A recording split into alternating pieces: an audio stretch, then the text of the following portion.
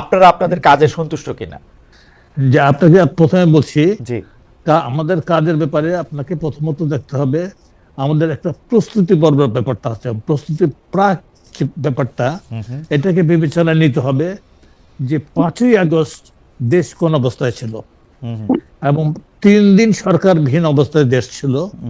থাকার পরে 8 তারিখে সরকার গঠন হয়, আমি এতে আসি 12 তারিখে। সেই সরকার গঠন যখন হয় তখন দেখা গেল যে দীর্ঘ 15 বছরের অধিক একটা অনেকটা একদলীয় সরকারের কাঠামোতে এবং প্রশাসনের সকল স্তরে সকল বিভাগে দলীয়করণের কারণে উপরের স্তরের তারা অত্যন্ত শেখি ছিল, অনেকেই পলাতক ছিল এবং অনেকেই কাজে মনোনিবেশ করতে পারছিল না। ওই অবস্থাতে সরকার কার্যক্রমটাই চালু ছিল না বলতে গেলে।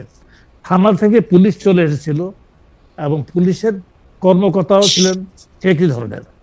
তো এই জিনিসটাকে করানোর জন্য প্রাথমিক দায়িত্বটা আমার উপর পড়ে।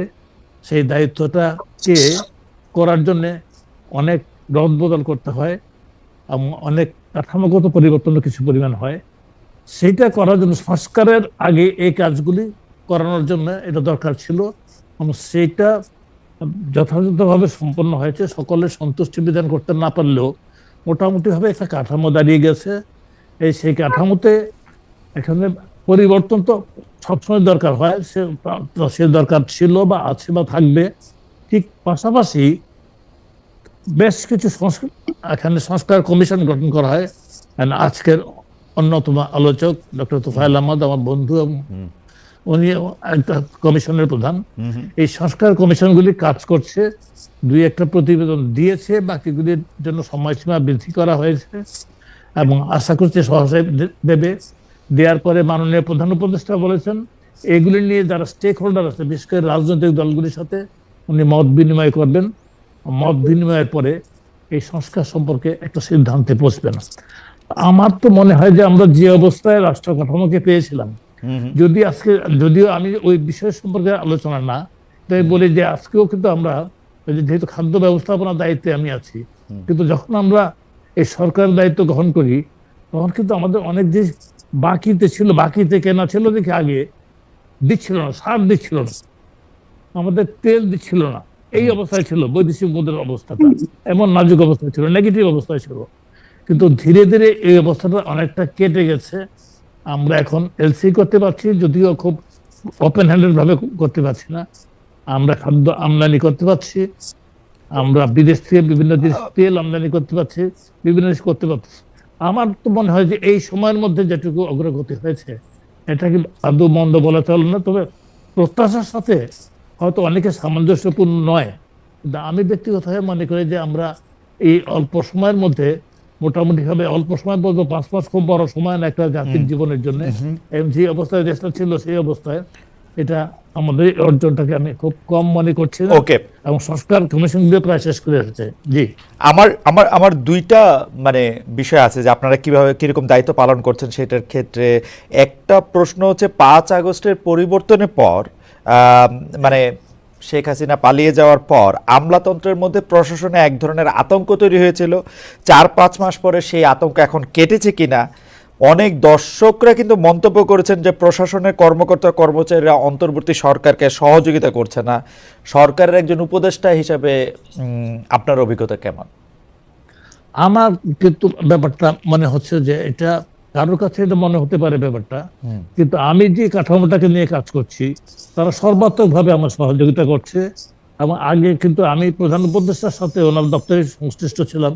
অনেকগুলি মন্ত্রণালয়, প্রায় সবগুলি মন্ত্রণালয়ে আমাকে কিছু না কিছু দেখতে হতো। আমি কিন্তু সর্বাত্মক ভাবে সহযোগিতা পেয়েছি। আর সকল ক্ষেত্রেই যে কোনো সরকার যখন থাকে এই একটা অভিযোগ কিন্তু অনেক সময় দেখতে পেয়েছি। আমি যেহেতু আমলাতন্ত্রের সাথে ছিলাম, আপনিও অল্প সময় ছিলেন, আপনিও অতি অল্প সময় ছিলেন, এই জাতীয় একটা অভিযোগ কিন্তু আমলাতন্ত্রের সম্পর্কে অনেকে করে থাকেন। কিন্তু ব্যাপারটা সর্বাংশে সত্য না, হয়তোবা কোনো ক্ষেত্রে হতে পারে, কিন্তু আমি কিন্তু কোনো ধরনের অসহযোগিতা কোনো ক্ষেত্রে আমি পাচ্ছি না। আমি দেখছি যে সকলেই সহযোগিতা করছে। স্যার, সরকারি চাকরির কথা যখন স্মরণ করাই দিলেন, আমার জি যে আমি যে ব্যাচে জয়েন করছিলাম, সে 20তম ব্যাচের অনেক বন্ধু আছেন, তাদের সঙ্গে আমার নানা ধরনের কথাবার্তা হয়। তো জি স্যার এটা একটা অভিযোগ আকারে আপনাদের বলবো যে অন্তর্বর্তী সরকার এসে প্রশ্নে যে রদ বদল, বদলি, পদোন্নতি, বহিষ্কার, চাকরিচ্যুতি, 15 বছরে বঞ্চিতদের ডাবল ট্রিপল প্রমোশন, সার্বিক বিষয়ে আপনার ভূমিকার কথা অনেকে বলছেন। গণমাধ্যমে এমন প্রতিবেদন এসছে আপনার কারণে, মানে দুই রকম এসছে আর কি স্যার। একটা আসছে হইলো যে মানে আপনার গুড বুকে যারা আসে তারা ভালো ভালো পদ পাচ্ছে, পদোন্নতি পাচ্ছে, পোস্টিং পাচ্ছে। আরেকটা এরকম প্রতিবেদন আসছে গণমাধ্যমে যে আপনার কারণে আওয়ামী লীগের সুবিধাভোগীদেরও প্রশাসনে পুনর্বাসন হয়েছে। এই ব্যাপারটাকে স্যার আপনি কেমন দেখেন? মানে এটা কি আপনি কোনো একটা সিস্টেমে ফেলছেন, নাকি স্যার আপনার কাছে যাকে মনে হয়েছে তাকেই আপনি সামনে আনতেছেন, পিছনে নিতেছেন? ব্যাপারটা কি স্যার এরকম কিনা? না, আমাকে এখানে ব্যাপারটা হচ্ছে ব্যক্তিগতভাবে যদি আপনি নেন, আমি সে ব্যাপারটা সম্পর্কে মানতে রাজি আছি। কারণ যখন একটা ভালো লোক বাছাই করতে বলা হচ্ছে, আমাকে দায়িত্ব দেয়া হচ্ছে, সেকে অবশ্যই আমার পরিচিত বলয়ের মধ্যে ব্যাপারটা থাকবে। যেহেতু প্রশাসনে দীর্ঘদিন কাজ করেছি আমি অনেককেই চিনি। যারা এই দায়িত্বটা সামলাতে পারবে, সবচেয়ে বড় কথা হচ্ছে আপনি যদি 5ই আগস্টে আসেন বা 8ই আগস্টে আসেন, তখন কিন্তু সরকারের শীর্ষস্থানীয় কর্মকর্তা যারা ছিলেন, মন্ত্রী পরিষদ সচিব যিনি ছিলেন, উনি কিন্তু কার্যত উনি সচিবালয়েও যেতেন না, ওনার বাসভবনে মিন্টু রোডে উনি থাকতেন। আমরা কিন্তু ওনাকে নিয়ে যাই, যমুনাতে নিয়ে যাই, এবং উনি কাজকর্ম শুরু করেন। 8 তারিখে বসে উনি শপথ গ্রহণ অনুষ্ঠানটা পরিচালনা করেছিলেন কারো কারো অনুরোধে। সেই যে অবস্থাটা, তখন আমার সামনে যেটা ছিল, তারা এসে হালটা ধরতে পারবে। কারণ যারা উপরের দিকে পদবিতে ছিল, যারা সরকারের সুবিধা এত বিষয় ভোগ করতো, পারসেপশনটা এমন ছিল, তারা সকলেই এই সরকারের সুবিধাভোগী। হয়তোবা সকলেই তেমনটা ছিলেন না, আর সকলকে তেমন পরিবর্তনও করা হয়নি, কিন্তু এমন কিছু লোককে সামনে প্রথম অবস্থায় যাদেরকে নিয়ে আসা হয়, যারা এসে সরাসরি হাল ধরতে পারবেন, তারা কিন্তু সকলেই নিজেদেরকে কিন্তু নিজেদের অবস্থানকে এটা প্রমাণ করেছেন। প্রমাণ করেছেন। এদের একজন মধ্যে আছেন মন্ত্রী পরিষদ সচিব হয়েছেন, জি আমলাতন্ত্রে শীর্ষস্থানে গেছেন, জি একজন দুর্নীতি দমন কমিশনের চেয়ারম্যান হয়েছেন। জি আমার মনে হয় বাই দিস টাইম তারা কিন্তু তাদের অবস্থানে ছাপ রাখতে পেরেছেন।